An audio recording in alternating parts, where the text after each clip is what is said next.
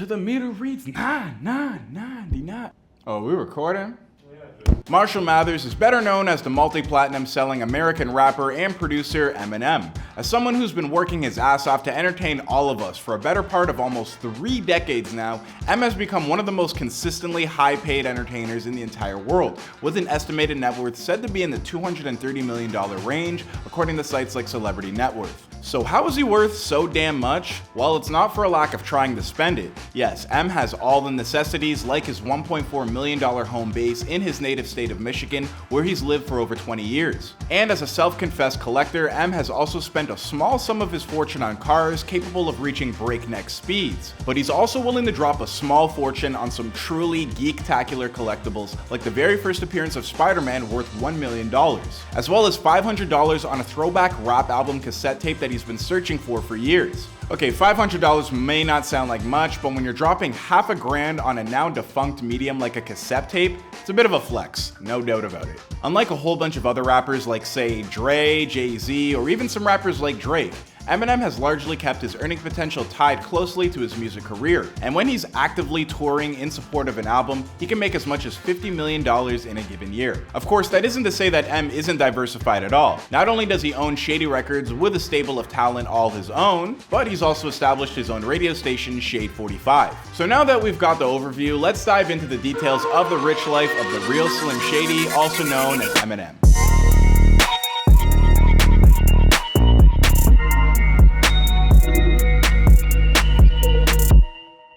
If you've ever wondered just how much money M has made in his music career, the short answer would be a lot. The man himself has revealed his own success on the track I Get Money, telling the world that he's the highest selling artist in rap, and he spends his time sitting back and, well, if you've ever listened to the song, then you know what M does with his platinum plaques. Marshall climbed to the top of the music scene after starting off at the very bottom. First, he gained local recognition and respect from his hometown Detroit audience, and while holding down a minimum wage job as a cook and dishwasher, he dropped his debut album called Infinite in 1996 on Web Entertainment. Soon after, M would embrace an edgier and darker persona known as Slim Shady, and in spring of 1997, he released the Slim Shady EP. Despite being named as one of the industry's top unsigned talents, M would be evicted from his home soon after.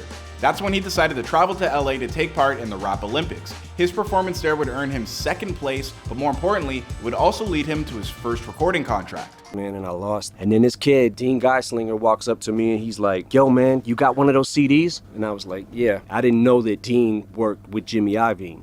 So he gave it to Jimmy, Jimmy gave it to Dre, and I get the call and I'm like, oh shit. You know, this is about to happen. After hearing him perform at the Rap Olympics, an Interscope Records staff member would pass the Slim Shady EP onto company CEO Jimmy Iovine. Jimmy would then play the album for Dr. Dre, who had recently launched his own imprint, Aftermath Records. Dre would describe listening to Eminem's LP as a life-changing event. He said, "I was like, what the f***? Who the f*** was that? In my entire career in the music industry, I have never found anything from a demo tape or a CD. When Jimmy played this, I said, find him.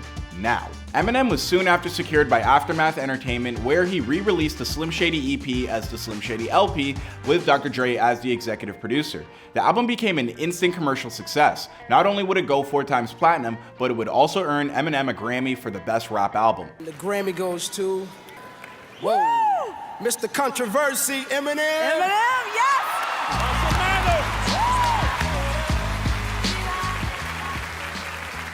Wow, what should I say first? Grammys might not come with a grand prize in terms of cash, but Forbes has estimated in the past that a win can increase an artist's overall earning potential by at least 55%. That would prove to be the case because Eminem's next albums would all go on to become massive success stories. I wonder if Malcolm Moore can say the same thing about receiving a Grammy. In May of 2000, he released the Marshall Mathers LP, which would become the fastest selling hip-hop album in history, and would eventually go on to sell more than 21 million copies. His next album, The Eminem Show, would sell even more, 27 million copies in total. It's a lot of albums, boy. As of today, Eminem has sold more than 170 million albums worldwide, which is enough to make him the 9th best-selling musical act ever, placing him behind Pink Floyd, Rihanna, Led Zeppelin, Madonna, Elton John, Michael Jackson, Elvis, and the Beatles. That's the whole list. Yeah, elite company. What's more, as much as Eminem makes from his record sales, he's also raking in a whole ton of cash from his world tours. During his joint tour with Rihanna in 2014, the duo brought in $36.4 million, which made it the highest grossing tour of that year. And did I mention that they only played 6 shows that year? My goodness gracious, that's like earning, what, $6 million a show? Absurd amount of money. And while the past year and a half has been tough on M in terms of earning potential, Eminem has still managed to do pretty well for himself. Billboard estimates that with live revenue for all musical artists declining from a combined total of around $969 million in 2019 to only $387 million in 2020, touring accounted for 20% of artists' collective take in home pay. In previous years, this number is usually closer to 75 or 80%. That being said, sales from streaming and publishing collectively grew 56% from $197 million in 2019 to $308 million in 2020. How did this all affect Eminem specifically? Well, according to Billboard, Eminem earned around $6.6 million last year from streaming, $1.3 million in sales, and $1.8 million from his publishing rights. Since he didn't tour at all last year, he didn't earn a single cent from live performances, but thanks to his 2020 album Music to Be Murdered By and its deluxe version Music to Be Murdered By Side B, overall M was 5th in digital downloads, 8th in track sales, and 4th in streaming.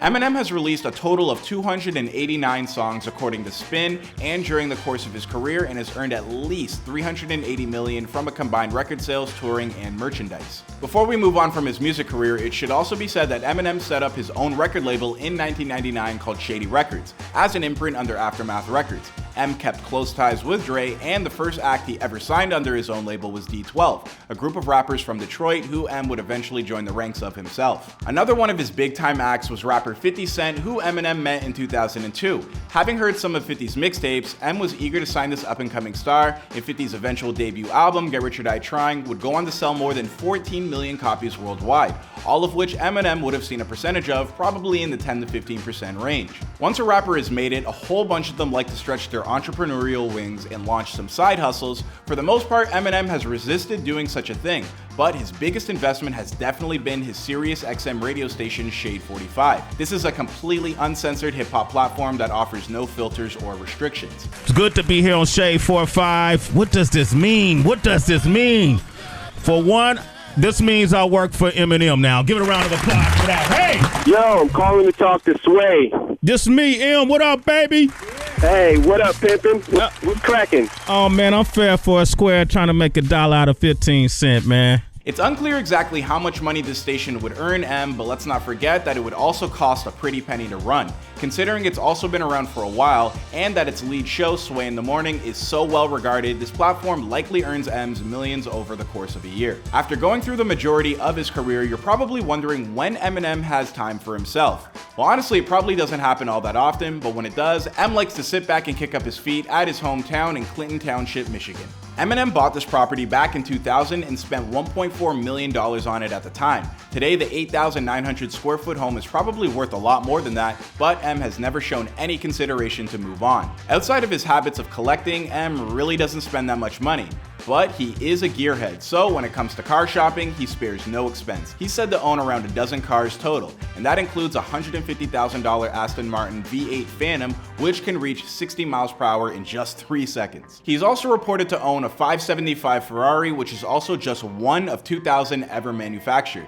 But M's favorite type of supercar is definitely one of the Porsche variety. He not only owns a Porsche Carrera GT, but also owns a Porsche 911 GT3 and a Porsche GT2 around $330,000. Ladies and gentlemen, you can't go wrong with the Porsches. And when I said that M was a big-time collector, I really meant it.